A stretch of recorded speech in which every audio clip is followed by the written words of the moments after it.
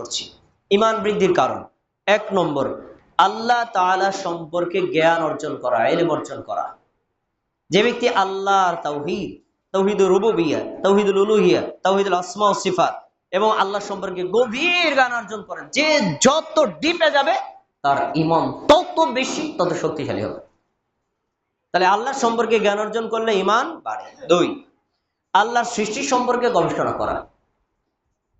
আমরা আগুন কিভাবে অনুভব করি? উপরে যদি দেখি ধোঁয়া উঠতেছে, নিচে আগুন আছে, এটা হলো বোঝার একটা লক্ষণ। আল্লাহকে দেখি না, কিন্তু আল্লাহর সৃষ্টিকে দেখলে আল্লাহর অস্তিত্ব অনুভব করা যায়। উদাহরণ দেখেন, আমরা একটা ঘর দিলে আমরা আগে খাম দেই, তারপরে উপরে চালা দেই, আগে পিলার দেই, তারপরে উপরে ছাদ দেই, না হলে ছাদ থাকে না। এটাই বাস্তব।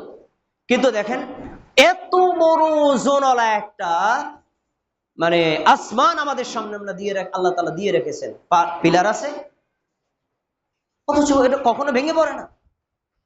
তাহলে অবশ্যই এত বড় শক্তিশালী, এত ওজনওয়ালা, এমন বড় শক্তিশালী আসমান পিলার ছাড়া রেখেছেন, কে রেখেছেন? অবশ্যই একজন আছে, তিনি কে?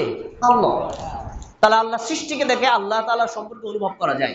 যে আল্লাহ সৃষ্টি নিয়ে যত গবেষণা করবে তার ঈমান তত বাড়বে। 3 নম্বর, নেক আমল করা।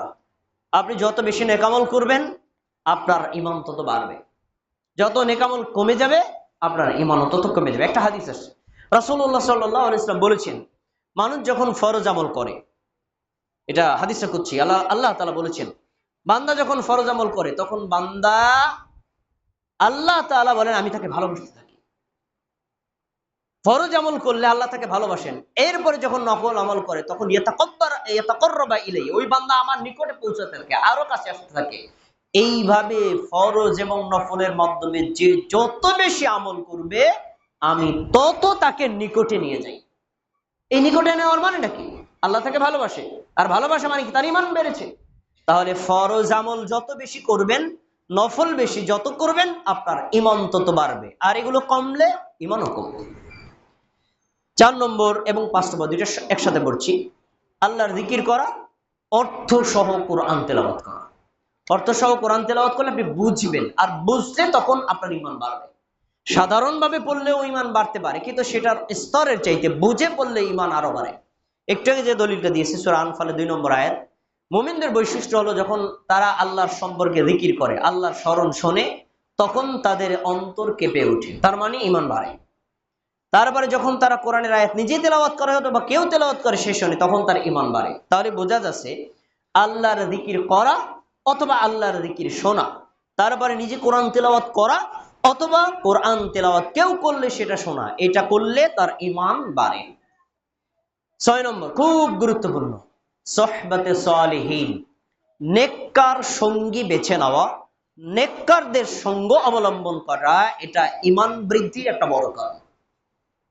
যারা তাকওয়াবান, যারা ঈমানদার, যারা আল্লাহকে ভয় করে, যারা সবসময় আল্লাহর ইবাদত করে, আল্লাহর কথা নিয়ে পর্যালোচনা করে, এই সকল লোকদের সাথে সংশ্লিষ্ট থাকা, তাদের সাথে সুসম্পর্ক রাখা, তাদের সাথে উঠা বসা করা, তাদের সাথে ব্যবসা বাণিজ্য করা, তাদের সাথে আপনি যত বেশি সম্পর্ক রাখবেন আপনার ঈমান তত বাড়বে। আর এই লোকগুলোর সংসর্গ যত আপনি কমিয়ে দেবেন তখন আপনার ঈমান তত কমবে। তাই সুহবাতে সালিহিন ঈমান বৃদ্ধি হওয়ার একটা বড় কারণ। এই কারণটা সম্পর্কে আমাদের সবাইকে খেয়াল রাখতে হবে। আমি 6টি কারণ বলেছি, এই 6টি কারণ আমরা সকলে অবলম্বন করার চেষ্টা করব, কারণ আমরা এটা সকলেই চাই আমাদের ঈমান বাড়ুক। ঈমান বাড়লে আপনার ঈমান তত শক্তিশালী হবে, আপনার জান্নাতের স্তরটাও তত উচ্চ স্তর হবে। আচ্ছা, এবার আসুন ঈমান কমে যায় কোন কোন কারণে। ঈমান কমে যায় যতগুলো কারণে কোরআন এবং হাদিস তার উল্লেখ করা হয়েছে। 1 নম্বর, অজ্ঞতা, মূর্খতা, বর্বরতা। যারা আল্লাহ সম্পর্কে যাদের কোনো জ্ঞান নেই, তাওহীদ কাকে বলে জানে না, তাওহীদুর রুবুবিয়্যাহ কাকে বলে জানে না, তাওহীদুল উলুহিয়্যাহ কাকে বলে জানে না, তাওহীদুল আসমা ওয়াস সিফাত কাকে বলে জানে না, আল্লাহ তাআলা সম্পর্কে যার কোনো জ্ঞান নেই, যার জ্ঞান যত কম তার ঈমান তত কম। এইটা ঈমান কমে যাওয়ার একটা কারণ। সাথে আরেকটা হচ্ছে শরীয়ত সম্পর্কে জ্ঞানের অভাব। শরীয়তের বিধান সম্পর্কে যার যত জ্ঞানের অভাব হবে তার ঈমান তত কমে যাবে, তার ঈমান ততই কমে যাবে। এজন্য আপনাকে শরীয়ত সম্পর্কে জ্ঞান অর্জন করতে হবে, এটা অত্যন্ত জরুরি। শরীয়তের বিধান সম্পর্কে, কোরআন সম্পর্কে, হাদিস সম্পর্কে, আকীদা সম্পর্কে, এই সকল সম্পর্কে আপনার জ্ঞান যত কম, আপনার ঈমান তত কম। যত জ্ঞান বেশি, তত ঈমান তত বেশি। তাই ঈমান কমে যাওয়ার এই দুইটা কারণ সম্পর্কে আমাদেরকে সতর্ক থাকতে হবে। আল্লাহ সম্পর্কে গভীর জ্ঞান অর্জন করতে হবে, শরীয়ত সম্পর্কে সাধ্যমতো জ্ঞান চর্চা করতে হবে। না করলে আপনার ঈমান কমে যাবে। 2 নম্বর, শিরকে এবং কুফরিতে লিপ্ত হওয়া। শিরক এবং কুফরিতে লিপ্ত হলে ঈমান কমে যায়। শিরক 2 প্রকার, কুফরিও 2 প্রকার, শিরকুল আকবার, শিরকে আসগর, কুফরুল আকবার, কুফরুল আসগর।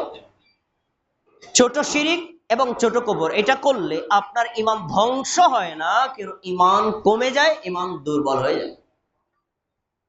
আর শিরকে আকবার আর কুফরুল আকবার, এইটা যদি কেউ করে তাহলে ঈমান একেবারে সম্পূর্ণ ভেঙে যায়। লোকটা নামে মুসলিম থাকে, আল্লাহ এবং আল্লাহ রাসূলের কাছে সে কাফের বলে গণ্য হয়। তাই এই দুইটা সম্পর্কে একজন মুমিনকে সর্বোচ্চ সতর্কতা অবলম্বন করতে হবে। কোনোভাবেই নিজের দ্বারা শিরকে আকবার যাতে না হয়, কুফরুল আকবার যাতে না হয়। শিরিক এবং কুফরিতে